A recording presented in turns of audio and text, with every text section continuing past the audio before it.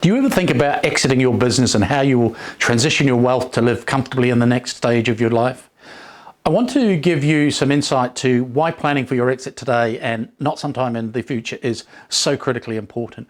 First, let me paint you a picture of some of the challenges that need to be overcome to exit wealthy with a few sobering statistics. Let's start with the generational realities. Baby boomers make up about 40% of small business owners, and accordingly in the next 5 years a massive wave of small business owners will reach retirement age and want to exit wealthy from their businesses. In fact, in a recent survey, 70% of all business owners aged 50 or older plan on exiting within the next 10 years. That's an unprecedented number of exits.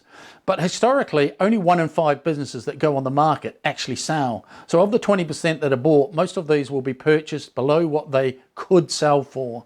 We know there is no shortage of private capital looking to buy businesses. So why aren't the other 80% of businesses aren't sold? Because nobody wants to buy them in the way they are. The vast majority of businesses that go to market are simply not in a saleable state.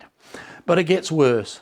But before I get into that, let me introduce myself. I'm Shane Spears, owner of Summit Scale Coaching, and through my years as a CEO, building and selling successful companies and now coaching others to do the same, I've noticed a lot of business owners face the same problems. 75% of those who exit profoundly regret the decision within 12 months. And don't think you're immune because you're banking on a family transition. Historically, the success rate of family-owned businesses transition to second generation is about 30%, to fourth generation and beyond 3%. So according to financial planners, typically around 80% of an owner's life's wealth is stored in their business. If 80% of wealth is in your business, what happens if you do not hit your goals? Do you see why it is critical to your retirement health to plan your exit wisely? Most business owners work 10, 20, 30, 40, 50 years of their life, sacrificing much along the way, and when it is most important, they have a 95% chance of failing and being unhappy. Something is wrong, no? Why are they unhappy? They are unable to retire and live the way they want. They get far less for their business than they should get. The business is not attractive to buyers. They're not prepared for retirement, both personally and financially.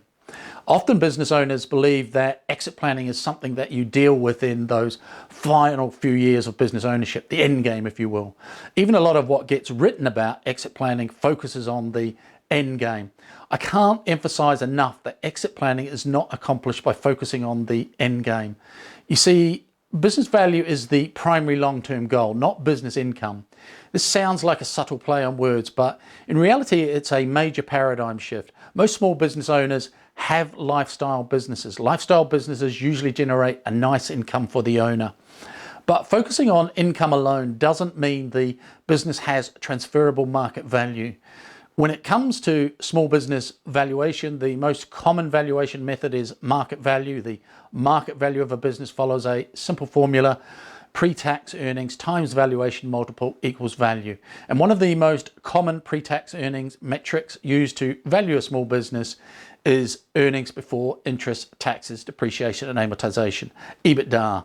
So obviously the more EBITDA, the higher the value. However, you can accelerate value by raising both the multiple and EBITDA. When EBITDA and your multiple increase together, you achieve an exponential increase in value.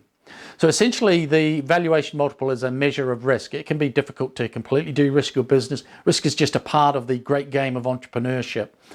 But there are ways you can lower or mitigate the risk associated with your business, which will result in a higher multiple and increased value in the eyes of the buyer. Examples of factors that increase the valuation multiple include a loyal recurring customer base, a strong management team, consistent growth, recurring revenue streams, dominating a niche market, better gross margins compared to industry averages, outperforming other industry averages, consistent or improving financial performance, a good outlook for your industry, and probably the most important, an operationally irrelevant owner. You see, buyers are looking for cash generating assets, not a job. If they wanted a job, they could start their own business rather than buy one. Now, most owners focus on sales and income only. However, focusing exclusively on income is a mistake.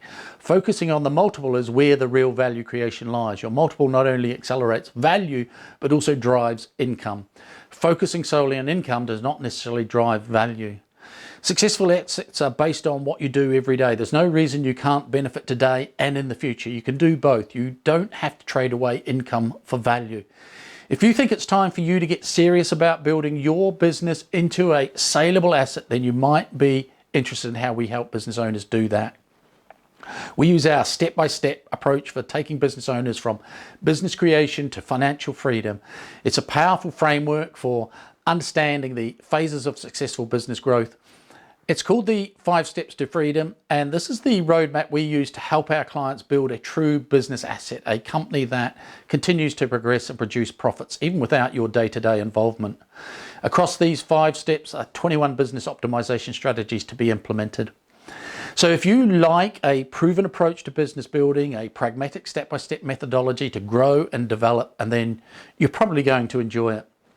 Anyway, I've created a free guide so that you can learn some more. You can click the link underneath this video to get it. It will take you about 10 to 15 minutes to go through it. So anyway, go and get the guide and see if you would like to learn some more.